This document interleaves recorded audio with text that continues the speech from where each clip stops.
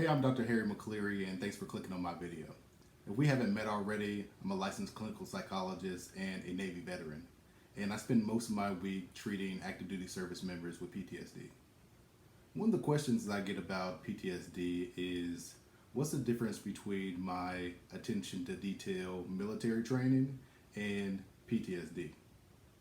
So in this video, I'm going to address that question. I hear a lot of veterans say, and maybe I've said some of these things myself, civilians have no idea how dangerous the world is. Or civilians seem to walk around oblivious to all of the dangers around them. Or people seem to not actually know how dangerous the world really is. And while some of these statements may have some truth to them, they're not really telling the whole picture. A large part of military training focuses on attention to detail or threat assessment. So you might have been taught things like always monitor who's coming in and out the room, or what is this person doing with their hands, or what can I utilize in this room as a weapon just in case this woman in front of me in the line at the grocery store wants to act rowdy.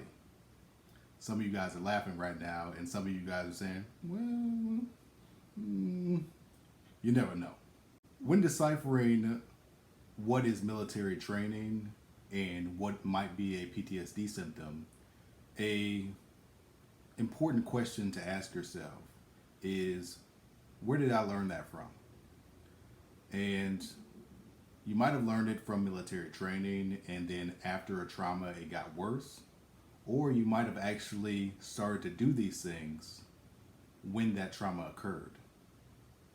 If you answer that question by saying, yeah, this just started when I learned that the world was dangerous in the military, or when I completed my training on attention to detail and always looking for these things, I started to notice them, then maybe we're just looking at military training that needs to get trained differently in the civilian world where there aren't as many dangers around. Another important question to ask is, well, why do I feel like I have to be on guard all the time? If the answer is, well, that's what I was taught in the military, maybe we're looking at, an adjustment to being outside the military, or adjustment to not being in a constantly dangerous scenario. If your answer to the why question is, I feel like I'm constantly in danger, I feel like my family is always in danger, and I have to be on guard all the time so nothing happens to me or my family, then we might be looking at something that's closer to a PTSD symptom that's less about training. Some people feel like they have to sit in the back of the restaurant so they can see all the exits.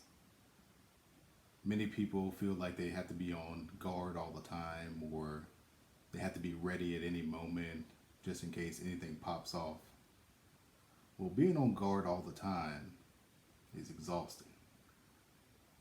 And I would actually say that being 100% on guard all the time, dialed in, is impossible.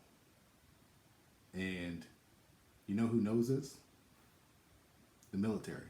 I often ask veterans or active duty service members, so why is there a Pizza Hut or a KFC on base in Iraq? Or why do they let people have chips and candy on deployment? The reality is people don't actually need chips and candy to go out and do their job on deployment. That Marine on the front line doesn't need Skittles. And dare I say, he doesn't need a can of dip either. Even the military knows that you can't be dialed in all the time.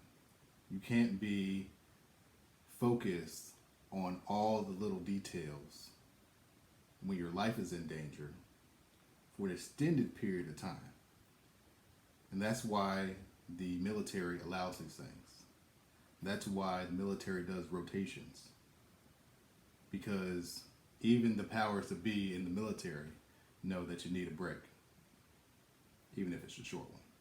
When people talk about being dialed in and on and ready to go, ready to rock and roll, versus being calm and collected, often they use an analogy of a light switch, like you turn it on and off.